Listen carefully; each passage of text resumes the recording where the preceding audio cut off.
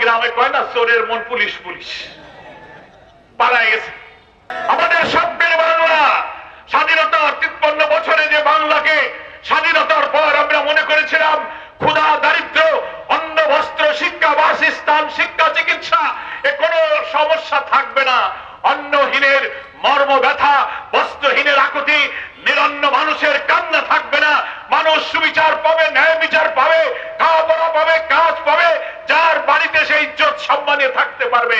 এই বাংলাদেশের জন্য আমরা স্বাধীনতা সংগ্রাম করেছিলাম, কিন্তু সেই বাংলাদেশ নেই। এখন আমরা সেই বাংলাদেশ গড়তে চাই। লুটপাট করেছে 17-18 বছর, ব্যবসা বাণিজ্য, ব্যাংক, বিভাগ, ঠিকাদারি সব তাদের পকেটে দখলে ছিল। কি বলেন ঠিক কিনা? এই বরগুনায় যারা এমপি মন্ত্রী ছিল কত শত কোটি টাকা জোগাড় করেছে, তাদের পকেটে সব পলায় গেছে। 300 আসনের 300 করে এমপি খুঁজে পাওয়া যাচ্ছে না, মন্ত্রী নাই, সব পালায় গেছে।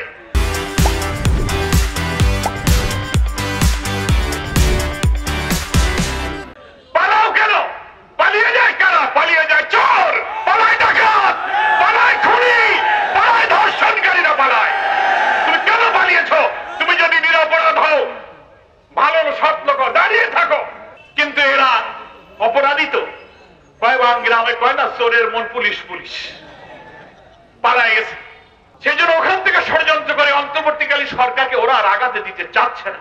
ডিসেম্বর বলেন দেন, মার্চ দেন, জুন দেন, we have no complain, but provided আমার শর্ত হলো ইলেকশনটা যেন নিরপেক্ষ হয়, আমরা যেন ভোট দিতে পারি। তাই এই কথা বলা কি জামাত ইসলামীর দোষ? না। কারণ কি, যে আমরা তো ভোট কাটতে পারবো না, আমাকে টাকাও নাই, মস্তানও নাই। যাকে টাকার মস্তান আছে তারা তাড়াতাড়ি দাও, আমরা কাটি কুটে ভরে নেব রাত্রে। বাবা আমরা তো কাটতে পারবো না, ওই জন্যই এই কাটনেওয়ালা যারা তারা পাগল হয়ে গেছে। একটা শাসকের পরিবর্তন হওয়ার পরে আমরা তো ভেবেছিলাম দেশটা শান্ত হবে, আর চাঁদাবাজি, মস্তানি, মারামারি হবে না। Bus stand, truck stand, tempo stand, Balurghat, হাট ঘাট, মসজিদ কমিটি, স্কুল কমিটি, হাট কমিটি, 5ই আগস্টের পরে কি আবার তাই শুরু হয়েছে না? এগুলো কি জামাত ইসলামের লোকেরা করে? কি হলোটা কি রক্ত দিয়ে?